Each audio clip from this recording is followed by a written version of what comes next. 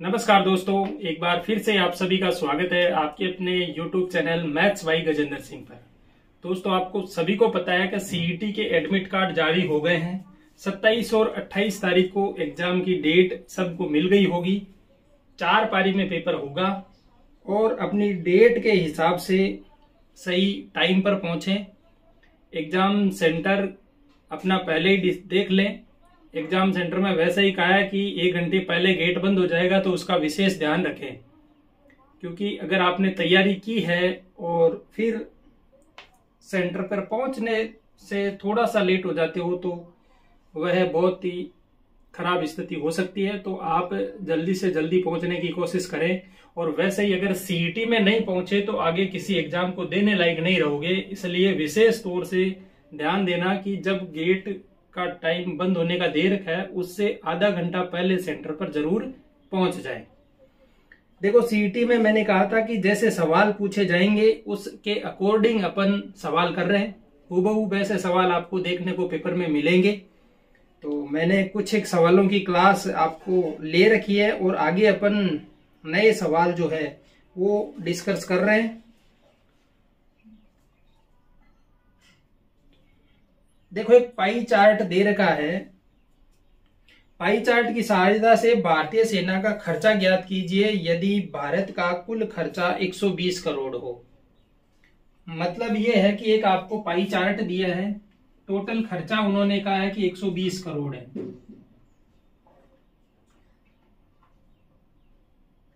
ये टोटल खर्चा है, कुल खर्चा है, वो आपका 120 करोड़ है। अब आप देखेंगे कि 120 करोड़ को उन्होंने किस हिसाब से डिवाइड किया है। वो कहते हैं कि यहां पर 59% जो खर्चा है वो भारतीय सेना का है और 9% अंतर्राष्ट्रीय खर्चा है।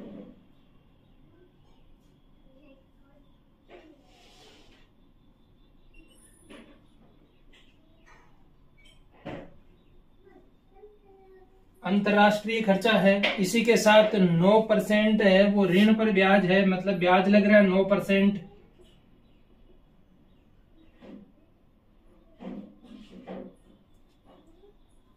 फिर आगे दिया है 6% है वो वेंचर का खर्चा है।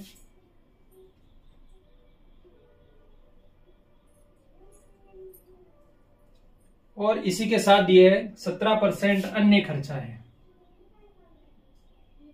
आपसे पूछा है कि जो मिलिट्री का खर्चा है या भारतीय सेना का खर्चा है वो कितना है, जबकि भारत का खर्चा, कुल खर्चा आपको दिया 120 करोड़ है।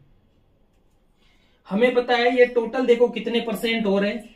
ये हो रहा है 59 में 1 दे दो 60 हो गया।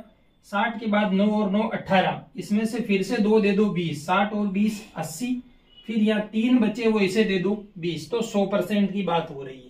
मतलब 100% आपका कितना है, 120 करोड़ है। 120 करोड़ है।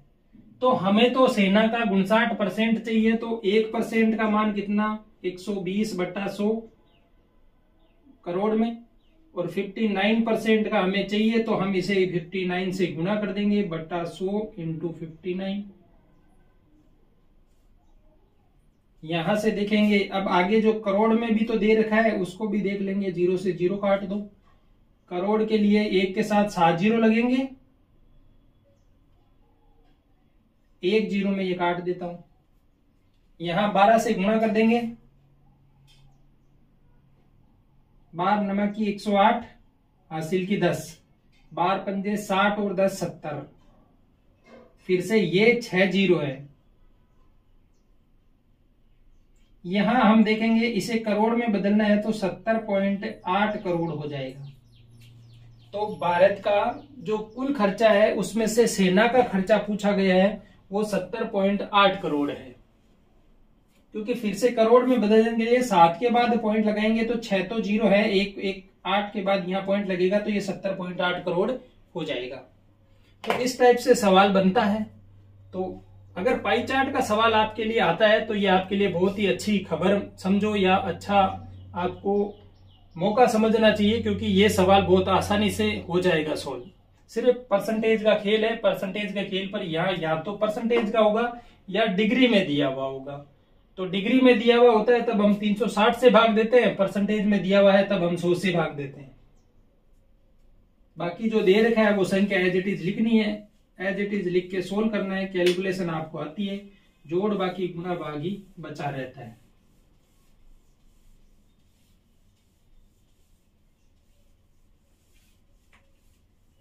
प्रीवियस ईयर के सवाल कर रहे हैं, जिससे आपको आइडिया लगेगा कि किस टाइप के सवाल अपने बनते हैं। उन सवालों को देखोगे तब आपको समझ में आएगा कि कैसे कैसे सवाल बनते हैं और उन सवालों को हम कैसे सोल्व कर सकते हैं। इसलिए आपको ज्यादा से ज्यादा प्रीवियस ईयर के सवाल करने चाहिए। मैं रेगुलरली प्रीवियस ईयर के सवाल आपके लिए लेकर आ रहा हूं, जो आरपीएससी ने पूछे गए हो सकते हैं या अधीनस्थ बोर्ड द्वारा पूछे गए हो सकते हैं। तो उन सवालों से अपने को आइडिया भी ये रहेगा कि किस टाइप के सवाल बनते हैं। देखो अगला सवाल ये कहता है कि एक धनराशि जो है वो चक्रवर्ती ब्याज से 5 वर्ष में 2 गुनी हो रही है। 5 वर्ष में वो कह रहा है 2 गुनी हो रही है। कितने वर्ष में ये 8 गुनी हो जाएगी? देखो 2 वर्ष, जब 5 वर्ष में ये डबल हो रही है तो अगले 5 वर्ष में ये फिर से डबल होगी, 4 हो जाएगी। ये कितने वर्ष बाद फिर से और 5 वर्ष लगेंगे उसे।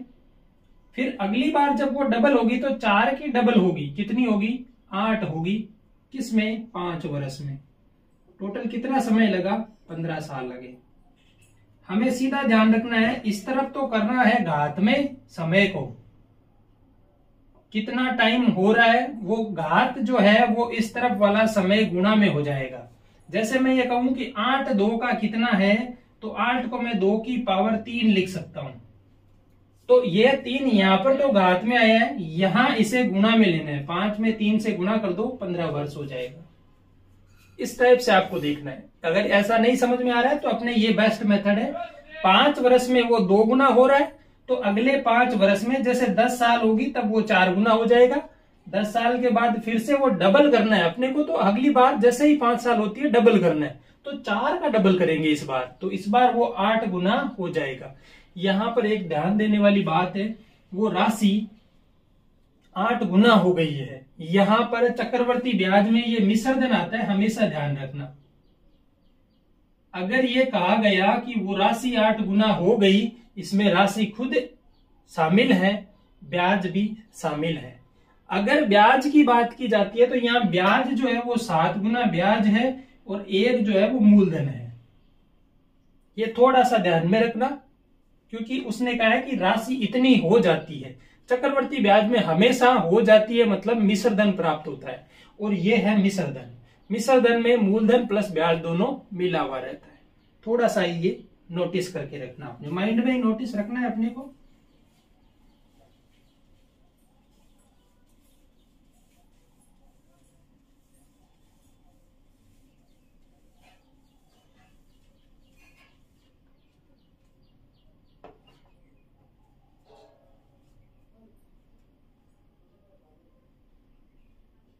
देखो छूट या बट्टा का पूछा है, 3 छूट दिए कर्मागत, 3 छूट दिए उसने। एक का है 10%, दूसरी 20% छूट है और फिर 30% छूट है। ये 3 छूट उसने दी है। देखो 3 छूट अगर दी है तो ऐसा नहीं है 30 और 20 50 और 10 60% होगा। 60% कर दिया तो ये गलत हो जाएगा सवाल। कर्मागत छूट का मतलब समझना, ये कर्मागत छूट सिर्फ और सिर्फ लालच दिया जाता है। दुकानदार आपसे कहता है कि मैं आपको 10%, 20% और फिर 30% छूट दे दूंगा, लेकिन असल में वो 60% छूट नहीं दे रहा है। टुकड़ों में अगर उसने छूट दी है तो इसे समझेंगे, पहले वो 100 रुपए की चीज थी, उसने उस पर 10% छूट दी, मतलब उसने 10 रुपए छोड़ दिए। ऐसा समझ सकते हो। या मैं कहूं 10% छूट दी मतलब 100 का 90% पैसा आपसे वो लेगा। 100 का 90% जब आप निकालते हो तो ये आता है 90 रुपए। अब वो क्या होता है, अगली बार वैसे वो कह रहा है 20% छूट दे रहा हूं, मतलब 90 का वो 80% पैसा आपसे लेगा। 90 का 80% पैसा लेगा तो 9 × 72, ये 72 रुपए वो आपसे लेगा।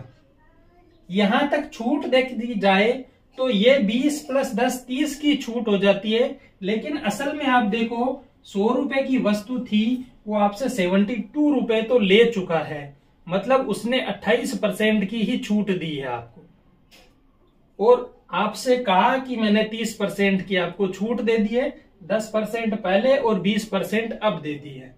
फिर वो कह रहा है कि अगली बार वो 30% छूट दे रहा है, मतलब 72 का 70%। एक जीरो से एक जीरो कैंसिल। यहां हम देखेंगे 7 दूनी 14, फिर से हासिल की 1, 7 7 49 और 1 50। एक के बाद पॉइंट लगाना है तो ये संख्या हो गई 50.4। ये 50.4 रुपए वो आपसे ले रहा है। 100 रुपए की वस्तु है, 50.4 रुपए तो वो आपसे ले रहा है। छूट कितनी दी? 100 में से घटा दो, तो 100 में से 50.4 घटाएंगे तो 49.6 आएगा। उसने 49.6% की छूट ही आपको दी है। तो ये जरूर देखना, यहां पर उसने 49.6% की छूट आपको दी है। कह देता है दुकानदार कि मैं आपको देखो पहले मैंने 10% छूट दे दी थी आपको, अब मैं आपके देखो 20% कर रहा हूं। फिर जब अपन उसे कुछ कहते हैं कि थोड़ा और कम करो, तब वो कहता है कि मैं अब देखो आपके 30% छूट कर दी। असल में उसने 60% का कह दिया, लेकिन छूट तो 49.6% की है। तो थोड़ा ध्यान रखना, उसे भी समझा देना कि अगर आप 60% की छूट दे रहे हो तो हमें सीधी छूट दे दो 60% की, टुकड़ों में छूट नहीं चाहिए। देखो ये कैलकुलेशन आपको समझ में आ रही है कि सर हम तो सीधा देखेंगे कि वो 100 रुपए से हमें 50.4 ले रहा है, मतलब हमें छूट तो कम ही दे रहा है। लेकिन ये 100 पर आंकड़ा है, तब आपको आसानी से समझ में आ रहा है कि उसने हमें बेवकूफ बनाया है। लेकिन जब पैसा आपका ये हो कि 18,000, 25,000, 19,000 ऐसे रुपए होंगे, तब आप जल्दी से वहां पर छूट कैलकुलेट नहीं कर पाओगे, तब ये दुकानदार आपको चूना लगा सकता है। तो हमें ध्यान रखना है, उसे कहना है कि हमें टुकड़ों में छूट नहीं चाहिए, अगर छूट देनी है तो मुझे एक साथ छूट दे दो।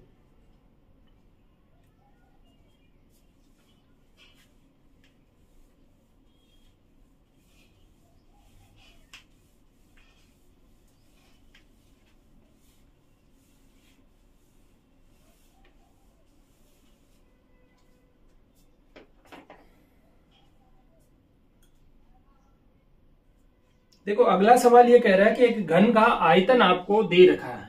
घन की बात हुई है, घन का आयतन। घन होता क्या है? घन होता है एक त्रिविमीय ज्यामिति होती है, जैसे अपना कमरा हो गया, उस टाइप का चौकोर होता है जिसकी तीनों भुजाएं क्या हो, समान हो। तो घन का आयतन होता है भुजा क्यूब। और हमसे कह रहा है कि घन का आयतन आपको दिया है, और वो आयतन है 128√2। और पूछा है कि घन का एक फलक का क्षेत्रफल। एक फलक की बात हुई है सिर्फ और सिर्फ, एक फलक का क्षेत्रफल। एक फलक का क्षेत्रफल घन की भुजा बराबर है वर्ग के क्षेत्रफल के बराबर होगा। भुजा स्क्वायर हमें निकालना है। भुजा क्यूब का मान दे रखा है, भुजा स्क्वायर हमें निकालना है। यहां से हम पहले भुजा निकाल लेते हैं। भुजा का क्यूब जब करोगे तो वह 128√2 आना चाहिए। 128 को मैं 3 टुकड़ों में तोड़ने की कोशिश करूंगा, लेकिन 3 टुकड़ों में तोड़ने पर मुझे लगता है कि ऐसा पॉसिबल नहीं है। यह √2 से मुझे कुछ ऐसा समझ में आ रहा है कि पहले मुझे इससे 2 निकाल लेना चाहिए। यहां से 2 निकालूंगा तो 64 × 2 × √2 हम लिख सकते हैं। 64 के लिए देखूंगा तो 4 चौके 16, 16 चौके 64, मतलब ये तो हो रहा है 4 का क्यूब, और ये √2 का क्यूब मुझे मिल रहा है। भुजा मेरे पास यहां से आती है कि भुजा की वैल्यू, भुजा मिल गई मुझे 4√2। एक फलक का क्षेत्रफल चाहिए, भुजा का स्क्वायर करना है। यहां से भुजा का स्क्वायर करेंगे, 4√2 का स्क्वायर करो, 4 का स्क्वायर 16, √2 का स्क्वायर 2, 16 दूनी 32 सेंटीमीटर स्क्वायर। उस फलक के एक उस घन के एक फलक का क्षेत्रफल होगा।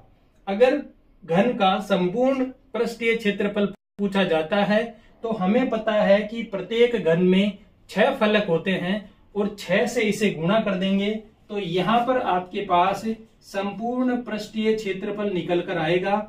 और संपूर्ण पृष्ठीय क्षेत्रफल जो होगा उसका फॉर्मूला हम सभी को पता है, 6 इंटू भुजा स्क्वायर होता है।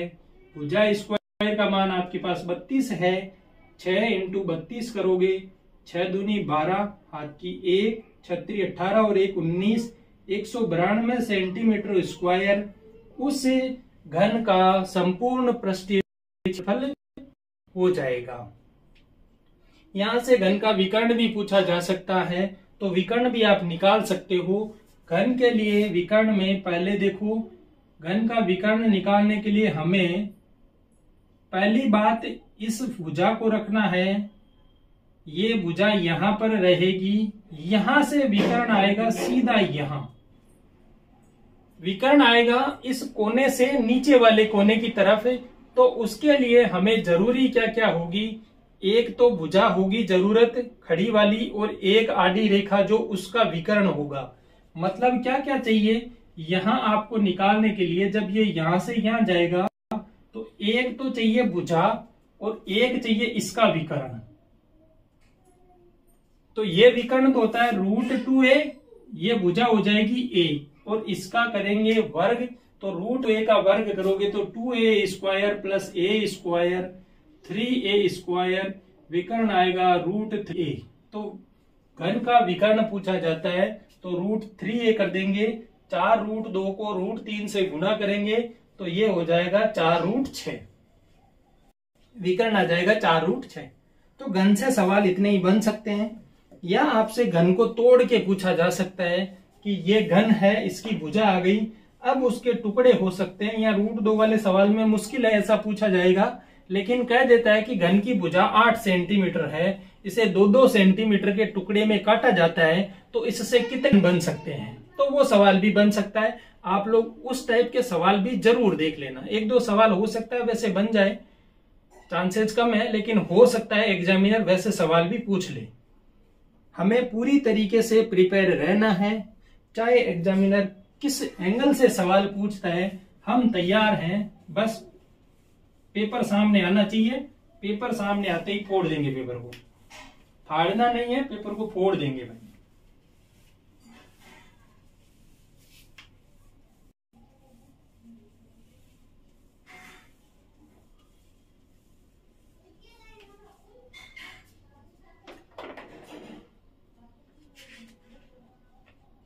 देखो एक सवाल पूछा गया है कि निम्नलिखित में से कौन सा बिंदु x अक्ष पर स्थित है। 4 बिंदु हमें दे रहा हूं आपको। एक बिंदु है -2, -2, दूसरा बिंदु है, 4 बिंदु मैं आपके सामने लिख रहा हूं। दूसरा बिंदु वो कह रहा है -2, 0, तीसरा बिंदु मैं लिख रहा हूं 2, 2 और चौथा बिंदु मैं लिख देता हूं आपके सामने 0, -2। अब वो कह रहा है कि कौन सा बिंदु x अक्ष पर है। देखो हमें सबको पता है x अक्ष पे अगर कोई बिंदु है तो उसका y कोफिशिएंट 0 होगा, और अगर y अक्ष पर कोई बिंदु है तो उसका x कोफिशिएंट 0 होगा। पहली बात यहां हम देखेंगे कि x अक्ष का बिंदु पूछा है, मतलब y अक्ष का बिंदु 0 होगा। इसमें देखो ये पढ़ना सबको आता है, बिंदु लिखा हुआ होता है तो हमेशा पहले x का निर्देशांक बाद वाला y का निर्देशांक होता है। यहां बाद वाली संख्या देखेंगे 0 किसमें है, इस ऑप्शन में है, तो ये ऑप्शन हो गया राइट। सीधा ध्यान रखना है, अगर x अक्ष पर कोई बिंदु पूछा गया है मतलब उसका y कोफिशिएंट 0 है, y अक्ष पर अगर कोई बिंदु पूछा गया है तो उसका x कोफिशिएंट 0 है। इन बिंदुओं को दर्शाने भी देख लेते हैं। दर्शाओगे तो आप ऐसे दर्शाओगे, पहला बिंदु है -2, -2, यहां हम देखेंगे 1 और 2, 1 और 2, 1 और 2, 1 और 2, -2, ये माइनस का 2, ये माइनस का 2 y का, -2 और -2, ये बिंदु यहां होगा A। B बिंदु -2 और x अक्ष पर तो -2 ये रहा, और y अक्ष 0 तो यहीं पर आएगा, ये बिंदु, ये x अक्ष है, यहीं पर देखो ये B आ रहा है। सी बिंदु 2,2 तो 2 यहां पर है, प्लस का 2 यहां है, ये बिंदु यहां होगा सी। डी बिंदु 0,-2 तो ये बिंदु डी यहां होगा। तो ए बी सी डी बिंदु जो है इनमें से आप देख लो अक्ष अक्ष पे कौन सा है, बी बिंदु अक्ष अक्ष पे है। यही हमने कहा था कि जिस बिंदु का y कोफिशिएंट 0 है वो अक्ष अक्ष पर होगा, और जिसका x कोफिशिएंट 0 है वो y अक्ष पर होगा। डी बिंदु देख सकते हो आप y अक्ष पर है।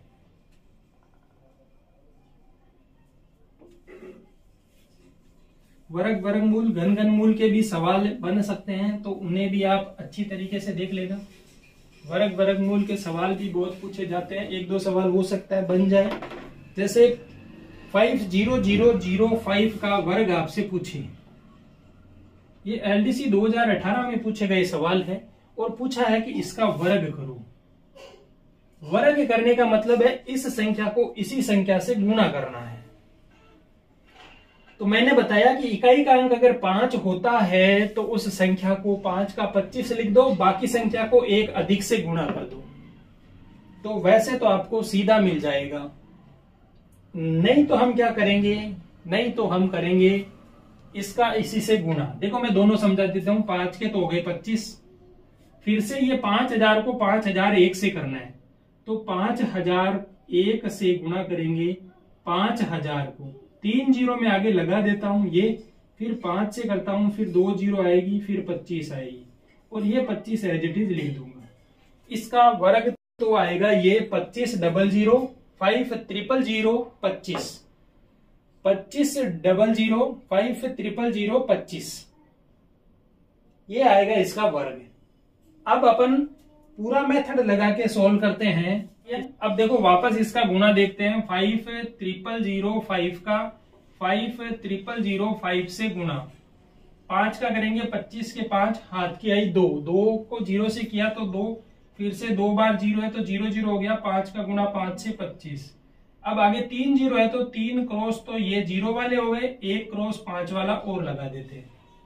अब आगे देखेंगे 5 का 5 से करेंगे तो 25, 1 0 कन्वर्ट हो गया, 2 0 और बचे लिख दिए, 5 का 25। देखो ये 25, ये 2 0, 5 और 5 10, हाथ की 1, 2 2 4 और 1 5, 2 0 25। देखो ये और ये सेम है क्या, 25 00 25 00, 5 000 5 000 25 25, तो सीधा हो जाता है। एकाधिकरण पूर्वेण विधि से भी अपन देख सकते हैं कि इसको 25 लिख दो और ये है उसको 1 अधिक से गुणा कर दो, वैसे गुणा करते हो तो भी ये संख्या मिल जाती है।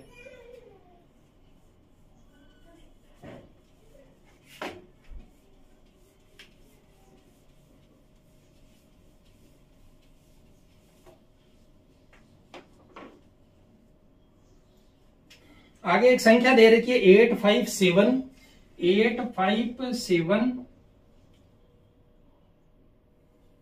375, और इसका चाहिए आपको 1/3। घात में 1/3 का मतलब हो गया घनमूल आपको निकालना है। तो घनमूल निकालने के लिए अपने पास या तो इनके 3 के जोड़े निकाल के कर लो, या सीधा सा ऑप्शन रहता है कि इसके करो गुणनखंड, और गुणनखंड करने के बाद ट्राई करेंगे कि कैसे इसके घनमूल निकलते हैं। या घनमूल अगर इसमें एक सीधा ट्रिक भी आपके पास रहता है कि घनमूल अगर आपके पास याद हो तो आप सीधा निकाल सकते हो कि किसके समथिंग ये घनमूल जाता है। जैसे यहां पर हम देखेंगे कि 5 आ रहा है, मतलब 100% है, इकाई का अंक 5 होगा, तो 3 डिजिट छोड़ दो, इकाई का अंक तो हो गया 5। 9 का देखेंगे घनपूर्ण, नमन में 81, 9 का फिर से 9, नमन 72 जो 729 होता है, इससे बड़ा है। 729 से बड़ा है मतलब यहाँ पर 9 आएगा, क्योंकि 10 का घनमूल 1000 होता है, 10 के घनमूल से ये छोटा है, 9 के घनमूल से बड़ा है, तो 5 के साथ 9 आएगा। ये तो हो जाता है कि आप तुक्का लगाने की बात कर रहे हो। अप्रोक्सीमेटली जो है अपन ये देख रहे हैं कि यहां तक का होता है, फिर वापस क्रॉस चेक करना भी रहता है। लेकिन अगर 4 ही ऑप्शन दे रखे हैं और चारों ऑप्शन में ये दे रखा हो कि चारों में डिजिट दे रखा है, तो आप यहां से खेल सकते हो। अगर चारों ऑप्शन में से एक ऑप्शन ये दिया जाता है कि इनमें से कोई नहीं, तब आपको सोचने वाली बात होती है कि यहां पर होगा या नहीं होगा। ये अप्रोक्सीमेटली अपन निकालते हैं कि ये नहीं है, क्योंकि 9 का वर्ग ज्यादा है, यहाँ 9 के वर्ग से क्यूब से ज्यादा है, मतलब 9 से संख्या बड़ी होगी, 90 से बड़ी होगी। 9 का क्यूब निकालने का मतलब मैं 3 बार 3 जीरो और भी तो लगा दूंगा, ये 90 का क्यूब हो गया, और 90 का क्यूब से यह संख्या ज्यादा है। 10 का क्यूब करते हैं तो ये आता है, तो 100 का क्यूब करेंगे तो 3 जीरो और लगाएंगे, जो 1 लाख 10 लाख हो जाएगा। तो 100 के क्यूब से ये कम है, 90 के क्यूब से ज्यादा है। इकाई का अंक 5 है, तो हमें फिक्स पता है कि 5 का क्यूब ही वापस 5 मिलेगा, इकाई का अंक किसी में 5 और नहीं मिलेगा। तो यहां पर 95 ऑप्शन टिक हो जाएगा। तो इस टाइप से अपन सवालों को देख सकते हैं, सोल्व कर सकते हैं। बाकी ज्यादा कोशिश करें कि जितने ज्यादा सवाल आप बनाने सकते हो उतने ज्यादा सवाल करें। पेपर नजदीक आ गया है, नया टॉपिक नहीं उठाएं, जो आपने पढ़ लिया है उन्हीं का रिवीजन करें। नया टॉपिक अब तैयार नहीं होगा, 20 तो हो गई है, 27 से पेपर जिनकी स्टार्ट है, तो 5-6 दिन में आप टॉपिक कवर करना चाहते हो तो नहीं होगा। जितना आपने पढ़ रखा है वही आप वापस रिवीजन करते रहें। मैं पढ़ा रहा हूं वो सवाल आप देख लें। अगर आपने उस टॉपिक को नहीं पढ़ा है तो उसे स्किप कर दें, क्योंकि जो टॉपिक नहीं पढ़ा है और वो वापस अभी अब पढ़ रहे हो तो वो आपके माइंड में नहीं बैठेगा, इसलिए आप उसको स्किप करते हुए भी निकल सकते हो। बाकी रेगुलर पढ़ते रहें। धन्यवाद।